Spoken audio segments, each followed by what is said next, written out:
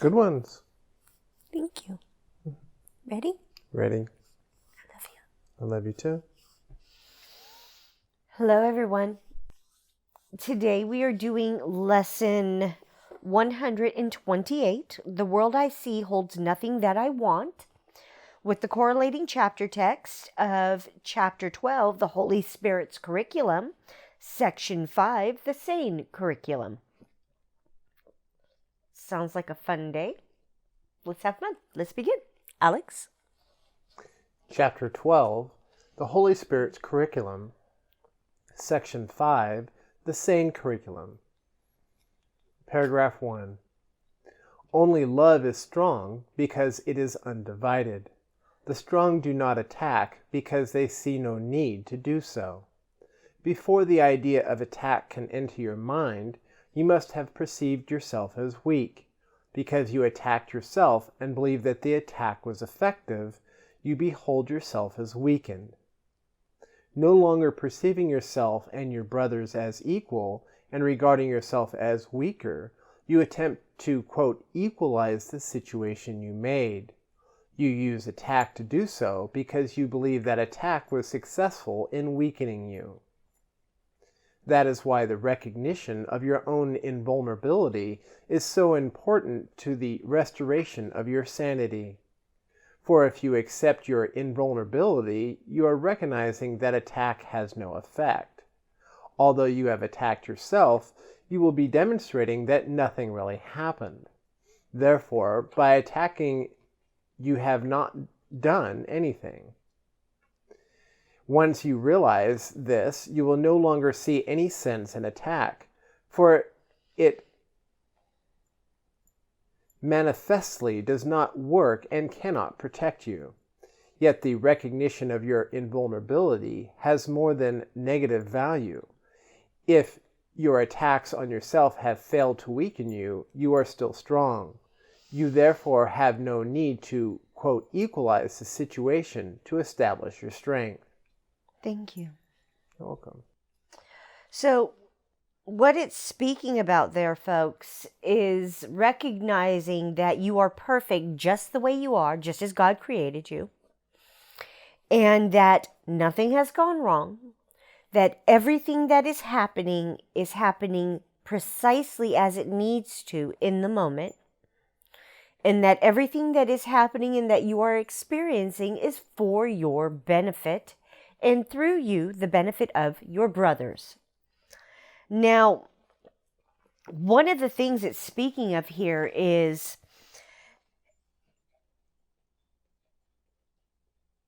the belief the ego holds that love is weakness. That to show any kind of affection or care or worry about another is a form of weakness. And this is not true. It's telling you right here, point blank, that love is your strength. And when you are standing in your light of truth, sharing your understanding as it has been given to you, you are not attacking your brother in those moments when you share your experience in the lesson you've learned. It's that sharing that's the key word here, folks. It's understanding that in the sharing, you are opening yourself up fully for Holy Spirit to come through you, speak of those things you've experienced and the lessons you've learned. And in so doing, He speaks through you to your brothers to reach their hearts and minds as He reached yours. And it's that strength of love that comes through you via Holy Spirit that strengthens it within you and strengthens it within your brothers. Now, it's telling you here that before you can accept an attack, you have to believe yourself to be weak first. In other words, you have to have accepted their judgment of you. You have basically chosen to believe what they've stated to you that you are perceiving as an attack. You're holding a belief that whatever they've stated is true. And if you are doing that, then you are believing in those moments that you are weak. That's what it's trying to tell you. That anytime you are accepting the judgments and opinions of those around you, you are telling yourself that you are too weak to choose for yourself what's true. To go within to Holy Spirit and ask what's true. And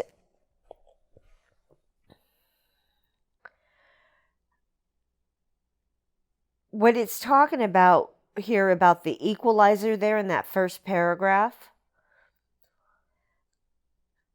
it's talking about how you use your ego, because you fall back into the ego thought system there, folks. And you start using your ego to attack your brother and justify your stance of where you're at. You try to argue your place where you're at. Where if you are simply sharing, there's nothing to argue. It's your experience. It's what it is. And it's that belief when they say, oh, you're wrong, that's wrong, you got it wrong, you're misperceiving, anything like that. All those judgments and opinions coming from your brothers, those are what you take in and believe to be attacks. And that's why it was telling you there in the second paragraph. That is why the recognition of your own invulnerability is so important to the restoration of your sanity. When you can recognize that you are innocent, pure, holy, exactly as God created you, and there is nothing wrong with you. Nothing wrong with you, nothing wrong with the world around you, and nothing wrong with your brothers. Those are just judgments you were taught to think and believe in as being true, as defining you and defining them and defining the world. And it's those kinds of things that you've been believing in that have you feeling like you're totally insane. And acting totally insane and talking totally insane and yeah, insane. And if you can't tell everybody, I'm in a much better mood than I was yesterday. Yesterday I was extremely emotional. My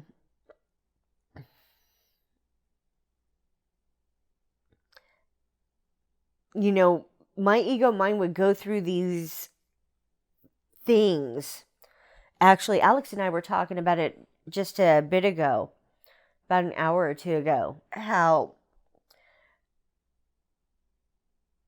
he would go out and do a job, and as soon as I saw that the job was marked complete, which meant that he was finishing up and having the client sign the paperwork, if I didn't hear from him within 20, 30 minutes of that, I'd start wondering, is everything okay? Did the client refuse to pay? Things like that.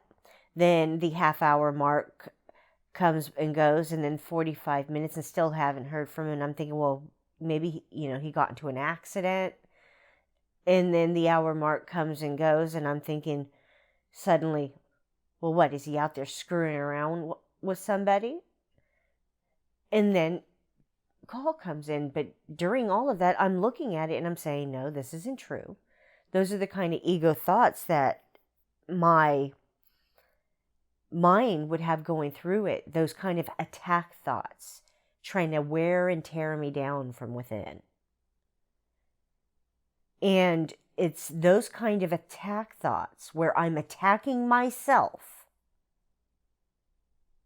that it's talking about there, it's implying about there. Those thoughts that have you doubting yourself, your self-worth, doubting those you care about, doubting everything, going into fear spirals. That is what it's talking about there. All right. Please continue. 3. You will never realize the utter uselessness of attack except by recognizing that your attack on yourself has no effects. For others do react to attack if they perceive it, and if you are trying to attack them, you will be unable to avoid interpreting this as reinforcement. The only place you can cancel out all reinforcement is in yourself, for you are always the first point of your attack, and if this has never been, it has no consequences. The Holy Spirit's love is your strength, for yours is divided and therefore not real. You cannot trust your own love when you attack it. You cannot learn of perfect love with a split mind, because a split mind has made itself a poor learner. You tried to make the separation eternal because you wanted to retain the characteristics of creation, but with your own content. Yet creation is not of you, and poor learners do need special teaching. Yes. So,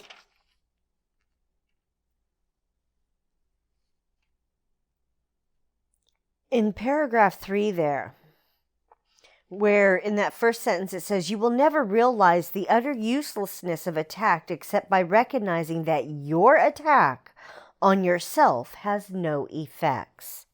Now, in the moments of it, folks, it has your stomach churning, your body tightening, your heartbeat racing, your mind going in umpteen thousand different directions when those thoughts come in. And yet when I choose to look at them, or you choose to look at yours, you will find that the very looking at them and questioning if they're true or not, questioning the validity of them and where they came from, brings an end to them. And that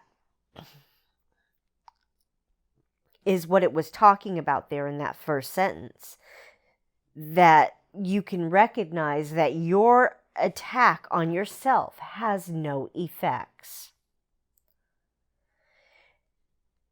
In that same way, when you're passing out judgments and opinions to your brothers, if they are still caught up in their ego mind, then they will be listening and believing what you say. And anytime you're passing judgments and opinions, folks, you are trying to manipulate your brother to conform to your dictates and your beliefs. You're trying to take away their free will to choose for themselves what feels correct and right for them.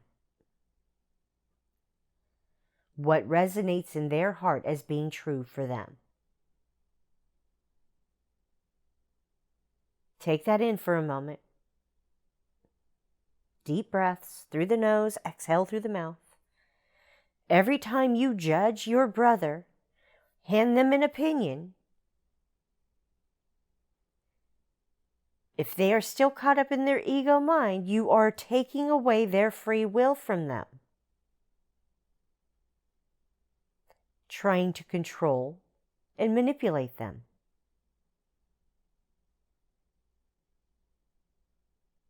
Because in those moments, you are caught up in your own ego mind, believing that you know what will be best for them. Take that in again. Deep breaths.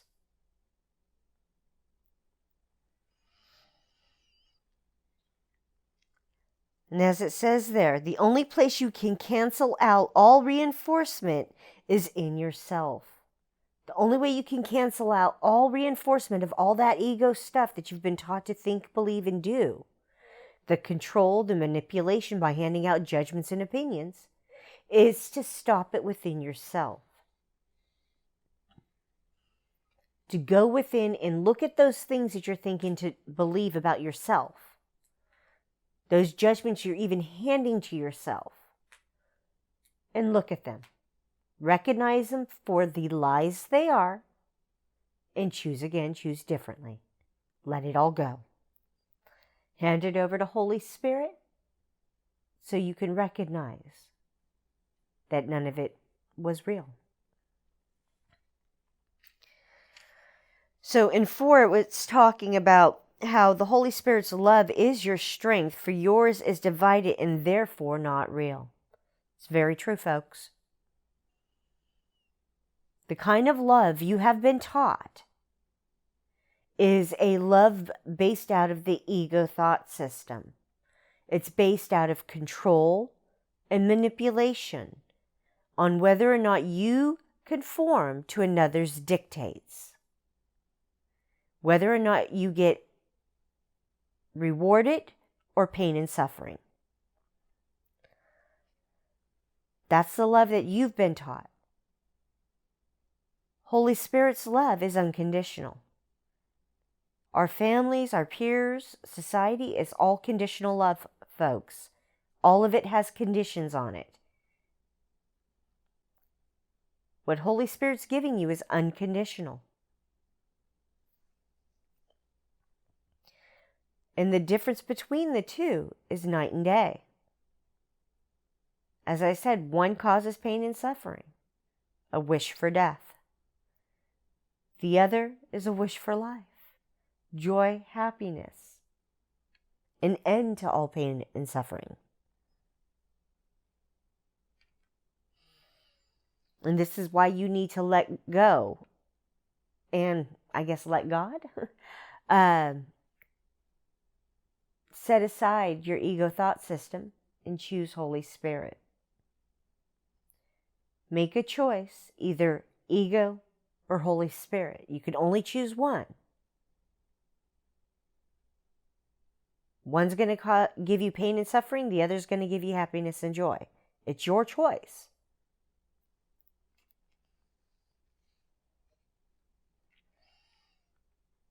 It's like if you continue going with that split mind, vacillating between the two, then you show yourself to be a poor learner indeed.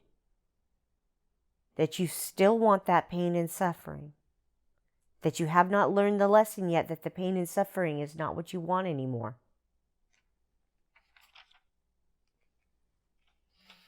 And as it says there, you tried to replace and retain all of your ego thought system content and replace Holy Spirits with that. And it hasn't worked for you. Now it's time to set all that crap aside and try Holy Spirit.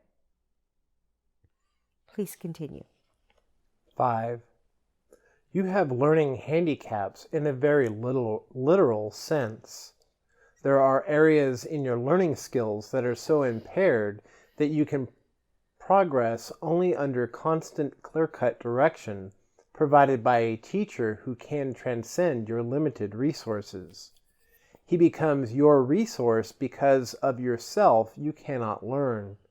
The learning situation in which you place yourself is impossible, and this situation you clearly require, and in this situation you clearly require a special teacher and a special curriculum.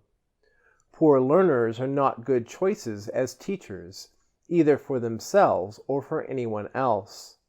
You would hardly turn to them to establish the curriculum by which they can escape from their limitations. If they understood what is beyond them, they would not be handicapped. Absolutely. This particular paragraph, folks, it's pointing out the fact that when you're still caught up in your ego thought system and you're still vacillating between the two because you can't figure out how to choose which one you want, it's letting you know that in those moments, it becomes very obvious that you need to have a clear-cut guide in everything. That basically you are needing and wanting someone to hold your hand continuously. And in the very beginning, Holy Spirit can and will do that if need be. But there does come a point in time where He will step back and your ass is going to have to start making some fucking decisions, folks. And accepting responsibility for those choices and decisions you make. Because let me tell you, you are the responsible party in everything. Even when Holy Spirit is holding your hand and telling you what you need to do when you need to do it, you still make the choice and decision in those moments to do it, to accept what He is saying to you and do it. So in that respect, you are still the responsible party. Don't think just because He's holding your hand and telling you what you need to do and how you need to do it and when you need to do it, that you're not the responsible party there. Honey, you are always responsible.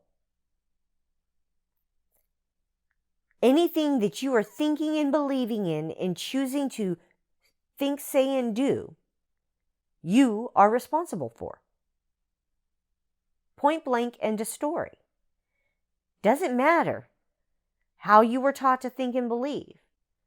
Those were your choices to accept those things as being the truth and never questioning them. Once again, you are the responsible party there. You know, I had to quit pointing fingers, placing blame on my family, on my molesters, on my rapists. I had to accept responsibility for my choices to judge and accept the judgments being handed to me by others. I had to accept responsibility for everything I had been thinking, believing, and choosing. Because no one else was making those choices for me, folks. And what it's talking about here is that you're the one making the choices and you need to open your eyes to it, that you are the responsible party here. And once you accept that responsibility, guess what? The power is fully in your hands. The ball is in your court. You get to choose again. You get to let that shit go and choose again and choose differently this time. It all comes down to your willingness to accept the truth that you are responsible for those choices you chose to make to believe as you do. To accept those judgments and opinions being handed to you. Those manipulative dictates being handed to you by your family, friends, peers, and society.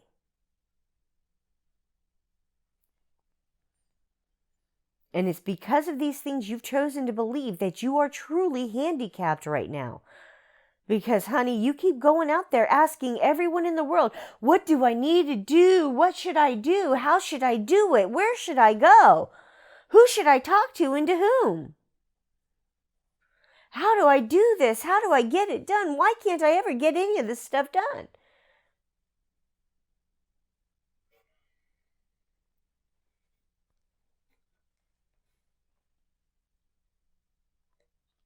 These are the things that it's trying to get you to recognize every time you go crying and whining out there to your brothers.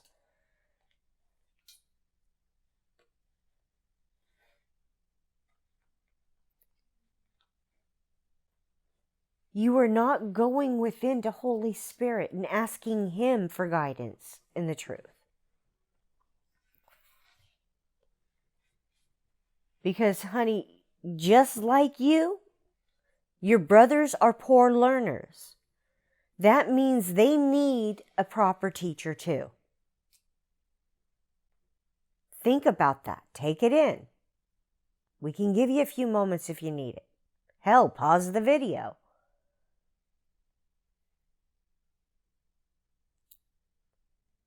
Your brothers are poor learners, just as you have been a poor learner.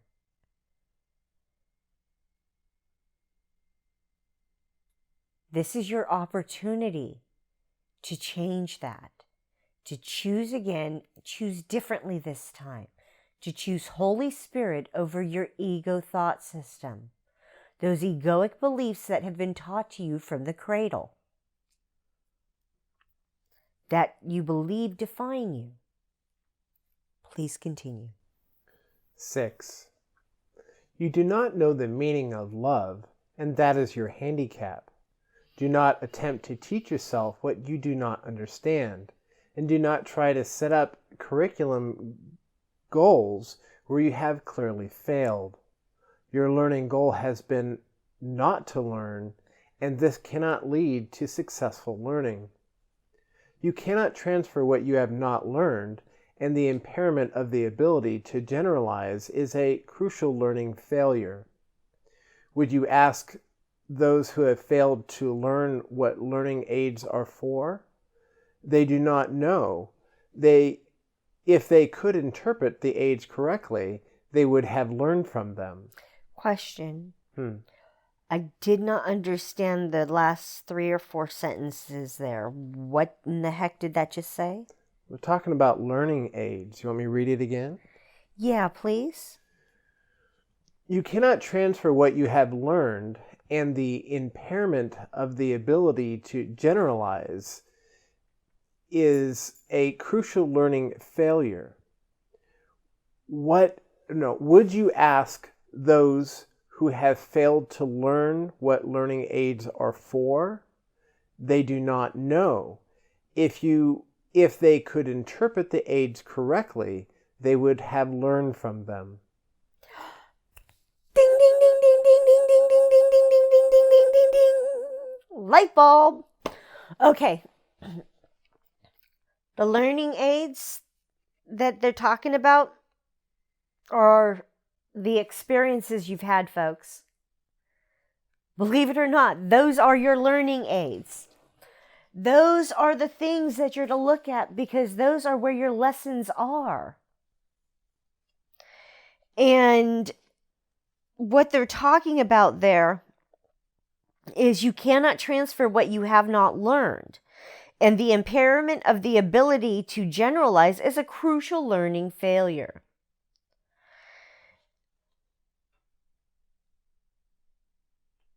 Everything that they show you pinpoints specific things, and yet you choose to generalize whatever it is you think you are perceiving there in front of you to mean something other than it is. It's like he can be sitting there saying, look, the crystal is sitting on the table right in front of you. All you got to do is open your eyes and you will see it. And yet you look at the table and say, I don't see a crystal. All I see is a freaking rock. You fail to recognize the crystal for what it is because you've chosen to judge it to be something it's not.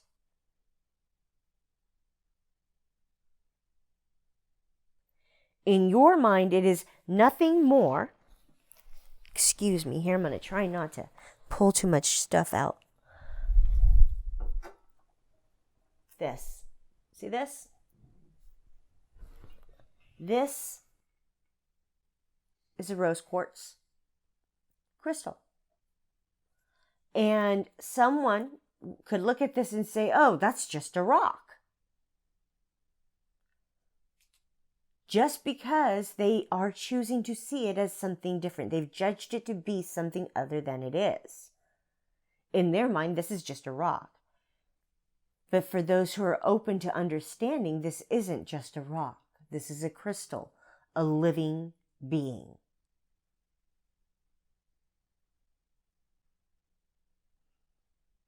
That's what it's talking about there, folks.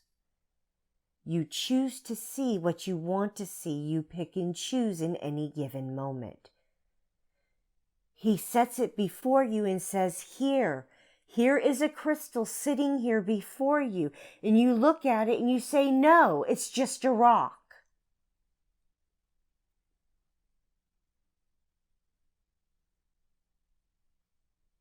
You pick and choose. He sets the truth before you. It's up to you to pick it up and accept it as it is without judgment. In every moment, every instant, he is handing you the answer. You are the one picking and choosing whether or not you're going to accept it. You're choosing whether or not you are going to accept that truth and let go of what you were believing in to be true before. You're the one making that choice, and you're responsible for the choice. And believe me, folks, I've been hearing constantly from Alex about how I sound like a broken fucking record here.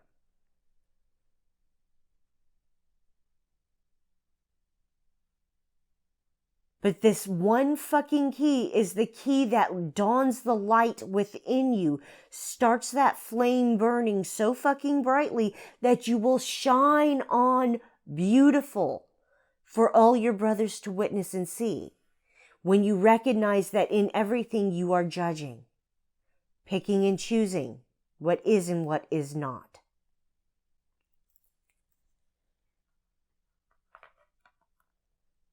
This is part of what it's talking about. You pick and choose everything. No one else is doing that for you. Holy Spirit sets everything in front of you, and you're the one that picks and chooses what it is, instead of just simply accepting it as it is. All right, please continue. 7. I have said that the ego's rule is seek and do not find. Translated into curricular terms, this means, quote, try to learn, but do not succeed. The result of this curriculum goal is obvious. Every legitimate teaching aid, every real instruction, and every sensible guide to learning will be misinterpreted, since they are all for facilitating the learning this strange curriculum is against. If you are trying to learn how not to learn, and the aim of your teaching is to defeat itself, what can you expect but confusion? Such a curriculum does not make sense. This attempt at, quote, learning has so weakened your mind that you cannot love. For the curriculum you have chosen is against love and amounts to a course in how to attack yourself. A supplementary goal in this curriculum is learning how not to overcome the split that makes its primary aim believable. As you will not overcome the split in this curriculum, for all your learning will be on its behalf. Yet your mind speaks against your learning as your learning speaks against your mind. And so you fight against all learning and succeed for what that is what you want. But perhaps you do not realize even yet that there is something you want to learn and that you can learn it because it is your choice to do so. That said a lot. That did say a lot. Did you understand it? I was having trouble following along with it. What it was like. I got the first part. On the second part, you seemed disturbed, and I started just thinking about, did I miss a word or something like that? No, it's like it did something there. I don't know if it had a double negative in there or something that it just cut me off. Right, and as soon as you got cut off, it kind of cut me off too, because I was worrying about missing words or something like that. Yeah, it was like suddenly it was like there was nothing there. It's like, what did I just hear? Right. Well, he's just talking about the ego's goal of seek and do not find, or try to learn but do not succeed. Yeah. And he goes on to say, this attempt at learning has so weakened your mind that you cannot love. For the curriculum you have chosen is against love and amounts to a course, in how to attack yourself. A supplementary goal in this curriculum is learning how not to overcome the split that makes its primary aim believable. Okay. So I think it's like... It was right here that you had an issue. And you will not overcome the split in this curriculum, for all your learning will be on its behalf. Yet your mind speaks against your learning as your learning speaks against your mind. And so you fight against all learning and succeed, for that is what you want. That does seem kind of convoluted. I'm like, huh? Yeah. It's like, what the hell is that freaking saying? But perhaps even yet you do not realize, even yet that there is something you want to learn and that you can learn it because it is your choice to do so. Now, see, I get that last sentence. Right. Now, where I got thrown off was, I want to say at sentence 4, every legitimate teaching aid, every real instruction, and every sensible guide to learning will be misinterpreted. Since they are all for facilitating the learning this strange curriculum is against. If you are trying to learn how not to learn, and the aim of your teaching is to defeat itself, what can you expect? But it's like, huh? So he's coming from the standpoint of the ego. That's how the ego interprets every legitimate teaching aid, every real instruction, and every sensible guide to learning will be misinterpreted since they are all for facilitating the learning this strange curriculum is against. Yeah, see, that doesn't make any sense to me. It sounds like gibberish. The whole thing sounds like gibberish to me.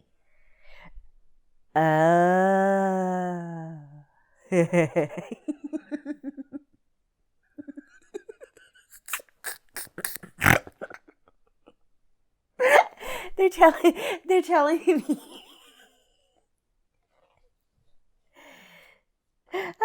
They're singing in my head, dyslexia.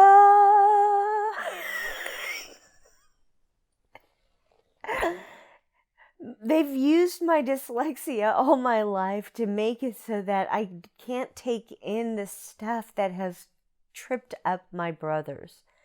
I am unable to comprehend the breaking down the abstract garbage that my brothers have gotten caught up in. And that inability to take in and comprehend that stuff has allowed Holy Spirit to move me through things much easier because he doesn't have all that garbage to weave himself through and clear out of the way. What he had to deal with was my personal thoughts and beliefs about myself and the things that I had accepted as being true. Everything I've worked off of has been from my own experiences. True life personal experiences, not from things I've read in books and learned. Because most of that crap I couldn't comprehend as a kid. I couldn't seem to learn it. So they're telling me right now that what I'm not able to comprehend here in that sentence is because I never learned the things that my brothers learned. That convoluted, twisted way of thinking. That for others it's going to make sense. But for me, it just sounds like gibberish. It doesn't make any sense. And they're telling me it's because of the dyslexia has kept me from understanding and comprehending and learning that way of thinking. It's like, to me, it just sounds like somebody's, sitting, getting ready to go spinning down a drain or something. They're just talking in circles. It doesn't make any sense. They're just speaking in circles.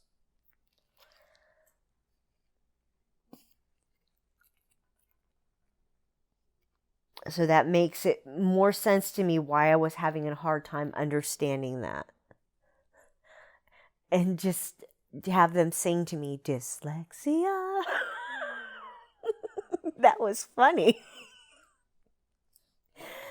It's like perfectly harmonized. It's like they had like 4 to 6 voices there just going, da, da, da, da. All right, please continue. 8. You who have tried to learn what you do not want should take heart, for although the curriculum you set yourself is depressing indeed, it is merely ridiculous if you look at it. Is it possible that the way to achieve a goal is not to attain it? Resign now as your own teacher. This resignation will not lead to depression. It is merely the result of an honest appraisal of what you have taught yourself and of the learning outcomes that have resulted. Under the proper learning conditions, which you can neither provide nor understand, you will become an excellent learner and an excellent teacher. But it is not so yet, and will not be so until the whole learning situation as you have set it up is reversed. Your learning potential, properly understood, is limitless because it will lead you to God. You can teach the way to Him and learn it if you follow the teacher who knows the way to Him and understands His curriculum for learning it. The curriculum is totally unambiguous because the goal is not divided and the means and the end are in complete accord. You need offer only undivided attention. Everything else will be given you. For you really want to learn aright, and nothing can oppose the decision of God's Son. His learning is as unlimited as He is. Absolutely. So, what those two paragraphs are talking about, folks, is you coming to the recognition that everything that you are thinking and believing to be true, you have taught yourself with your choice to believe as you do, with your choice to accept the things that have been getting said and taught to you. So, what they are stating here is that the only one that can teach you the proper way is Holy Spirit. So you got to be willing to choose Him and only Him. To let go that stuff that you've been taught by the ego thought system and go with Holy Spirit. And as it says there, your learning potential and properly understood is limitless because it will lead you to God.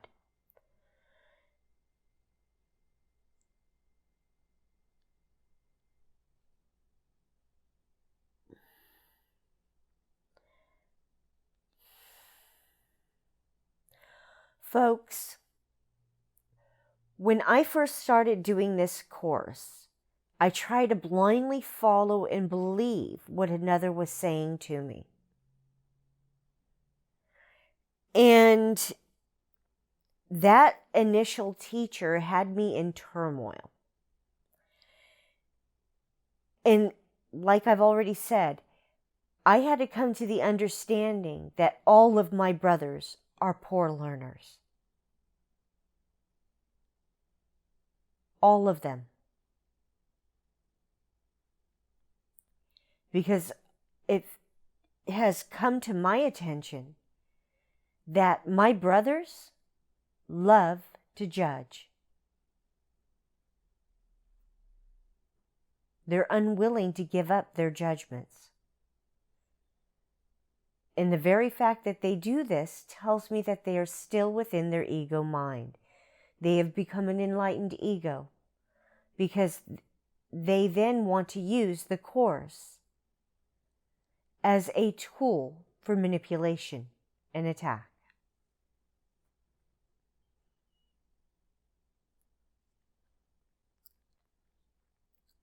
For control.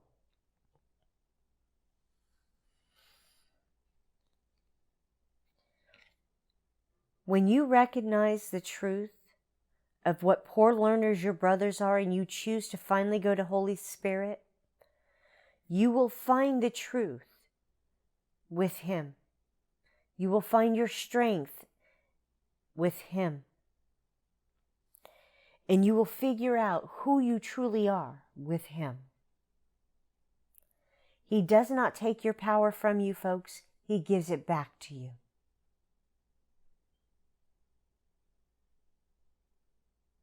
But you have to accept responsibility here for all the choices you've chosen to make to believe as you do. It's like this crystal.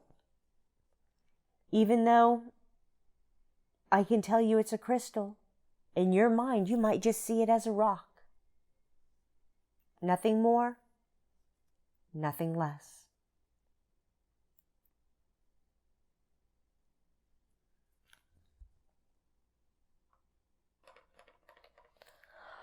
All right, folks. That was Chapter 12, the Holy Spirit's Curriculum, Section 5, the Sane Curriculum. Let's move on to the lesson of the day. Alex? Lesson 128. The world I see holds nothing I want. The world you see holds nothing that you need to offer you, nothing that you can use in any way, nor anything at all that serves to give you joy. Believe this thought, and you are saved from years of misery, from countless disappointments, and from hopes that turn to bitter ashes of despair. No one but must accept this thought as true if he would leave the world behind and soar beyond its petty scope and little ways. Each thing you value here is but a chain that binds you to the world, and it will serve no other end but this. For everything must serve the purpose you have given it, until you see a different purpose there. The only purpose worthy of your mind this world contains is that you pass it by, without delaying to perceive some hope where there is none. Be you deceived no more. The world you see holds nothing that you want. Absolutely. So, what they're talking about there, folks, is recognizing that nothing out there in the world, none of the material garbage that you've been taught to think and believe has value, is of value. What's really of value, folks, are your relationships with the people around you. How you choose to interact with the people, how they choose to interact with you, how you choose to interact with yourself, how you choose to perceive yourself. It's trying to get you to understand that your brothers have nothing for you.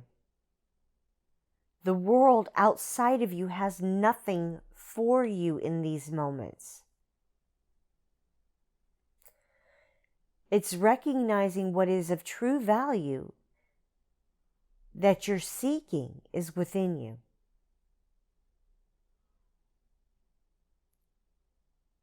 It's accepting who and what you are as you are and loving yourself.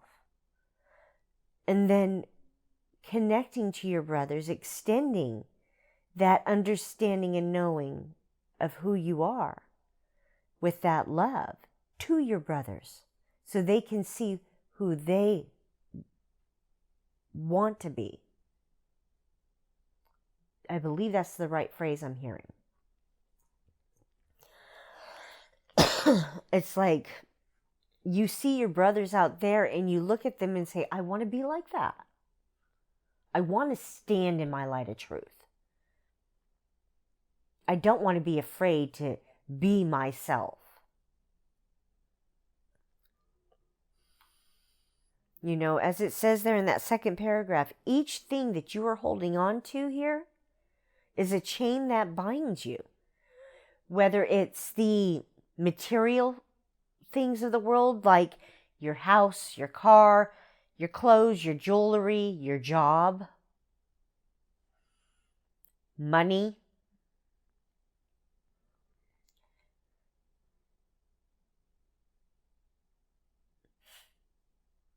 Even the relationships, folks. The egoistic relationships of giving to get.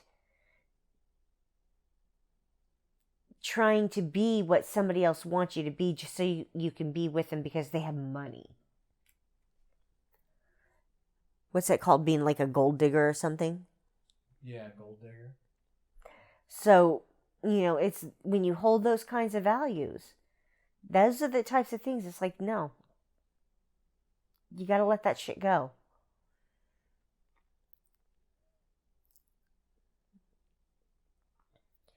Those are the kinds of things that folks are valuing. Money, fame, fortune.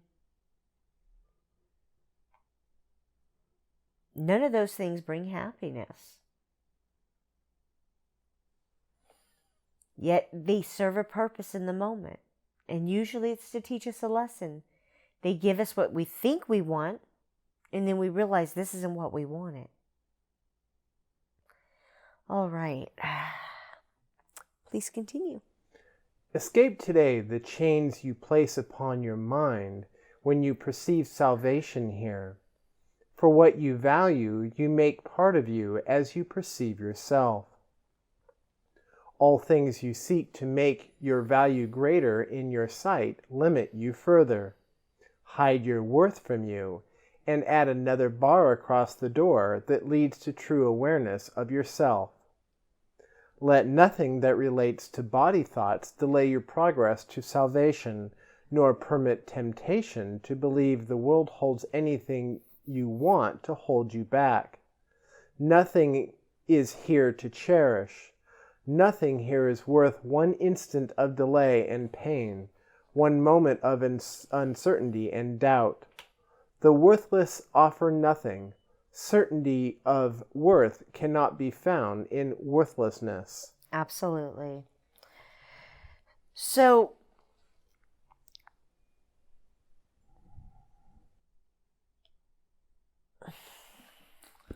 what it's talking about there, folks, is when you choose to look within at the things you've experienced and the lessons that you are learning and ask for those corrections, that when you choose to accept that correction in lieu of what you had been believing in, you break a chain that had been binding you. You begin to break out of those chains that have had you confined to a limited thought system and a belief that you were unworthy. And it's asking you to recognize once again that you are not your body, but the soul within it. And to let go and not allow your limited body to interfere with your choice and decision to be who you're meant to be. To look past it and do not allow it to delay your progress. To recognize that in everything, even when you're in pain and suffering, you are still making a choice to focus on that instead. And that was something that was hard for me to do, is to get past that pain and suffering I was initially in it. Because let me tell you, when that shit hurts, it hurts. Broken bones and diseases and everything else, that hurts. It's excruciatingly painful.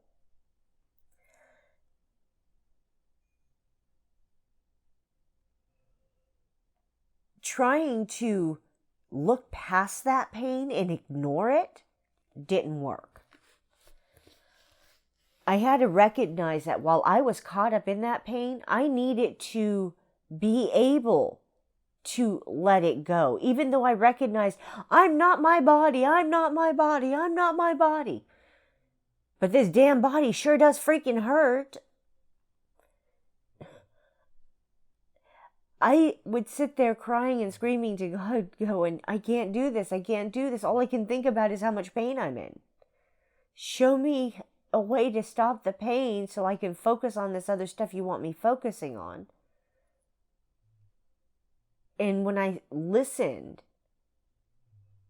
and chose to dive past that pain to hear that voice, I got direction to go holistic in my medications, to use medical cannabis instead. And it wasn't until I chose to dive past the pain in the moment, to truly listen for that voice, because I was tired of hurting. Honestly, folks, it seems like every time we have to reach the bottom of our barrel. where we feel like just giving up and checking out before we are willing to listen to that inner voice.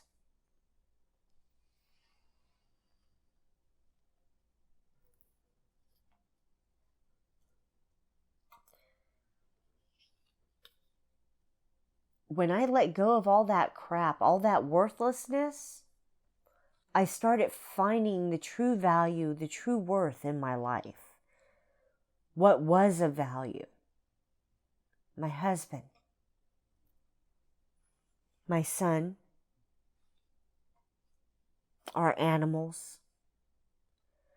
They are all of value and worth with us. Every last one of them. They bring change and difference in our lives. And they help us grow. Please continue. Today we practice letting go all thought of values we have given to the world. We leave it free of purposes we gave its aspects and phases and its dreams, and its phases and its dreams. We hold it purposeless within our minds and loosen it from all we wish it were. Thus do we lift the chains that bar the door to freedom from the world and go beyond all little values and diminished goals. Pause and be still a little while and see how far you rise above the world when you release your mind from the chains and let it seek the level where it finds itself at home. It will be grateful to be free a while. It knows where it belongs, but free its wings, and it will fly in sureness and in joy to join its holy purpose. Let it rest in its Creator, there to be restored to sanity, to freedom, and to love. Yeah. So, they're wanting you to let go all those things that you have placed value and worth on. To be willing to set all of that crap aside. Because those things that you're holding on to are what is hurting you right now.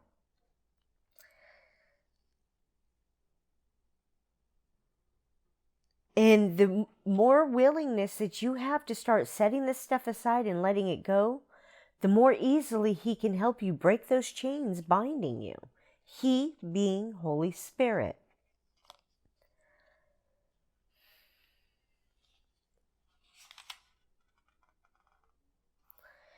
And as it was saying there, pause and be still a little while and see how far you rise above the world. When you release your mind from chains and let it seek the level where it finds itself at home. When you stop caring about the judgments and opinions being handed to you by the world and your brothers within it, you start rising above the battlefield, folks, because you no longer place value and worth on the things they are saying to you.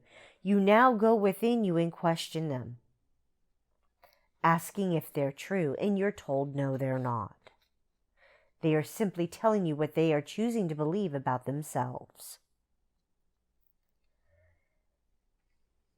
And Holy Spirit knows where you belong. He knows who you really are. And He is only going to show you the truth of that.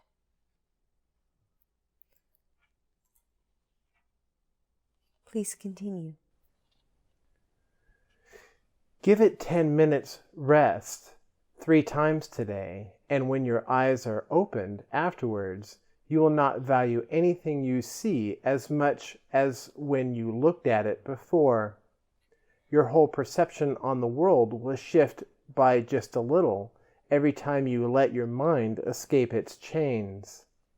The world is not where it belongs, and you belong where it would be, and where it goes to rest when you release it from the world. Your guide is sure. Open your mind to Him, be still, and rest. Protect your mind throughout the day as well, and when you think you see some value in an aspect or an image in the world, Refuse to lay this chain upon your mind, but tell yourself with quiet certainty, this will not tempt me to delay myself. The world I see still holds nothing that I want. And what I'm hearing is resist temptation. Yes. So what it's talking about there, give it 10 minutes rest 3 times today. So 3 times today for 10 minutes each. Allow yourself to rest and dwell in Holy Spirit and God, and to look at these chains that have been binding you, these judgments you're holding forth as being true. And as it says there in the bottom of the paragraph 8, this will not tempt me to delay myself. The world I see holds nothing that I want. That delay tactic of the ego that wants you to believe that you're doing something wrong, to be in doubt, to seek your brothers out and ask them for their opinions and judgments of what they think you should or should not be doing. It's asking you to protect your mind from all of those things, recognize them for the lies they are, the judgments, and that it's all ego thinking, and choose instead to go to Holy Spirit in question. All right, folks, that was Workbook Lesson 128. The world I see holds nothing that I want. Yeah. With the correlating chapter text of Chapter 12, the Holy Spirit's Curriculum, Section 5, the Sane Curriculum. Thank you for joining us today. Hugs, love, light, and blessings on your journeys. Please be the light you are meant to be. Please be the light we know you to be. Please be the light we see you to be. Please choose to be the light. Hugs, love, light, and blessings on your journey, my brothers. You are loved. We love you. Please do this work. As I said before, Holy Spirit keeps setting that diamond down before you on the ground. That diamond in the rough. Showing you the truth of it. Yet all you can see before you is a rock. Quit judging it to be other than it is. Take in what He is telling you that these things are and accept them. Quit picking and choosing. Thank you for joining us. My name is Sabrina Reyenga. And my name is Alex Reyenga. Hugs, love, light, and blessings on your journey, my brothers. You are loved. We love you. Have a glorious day. Be the light, please. Please choose to be the light. Stand in your light of truth and share your experiences and the lessons you've learned from them. Don't share your judgments and your advice and your opinions. Those have no value. It's your experiences and the lessons learned that have the value. You are loved. We love you. Have a glorious day. Bye all.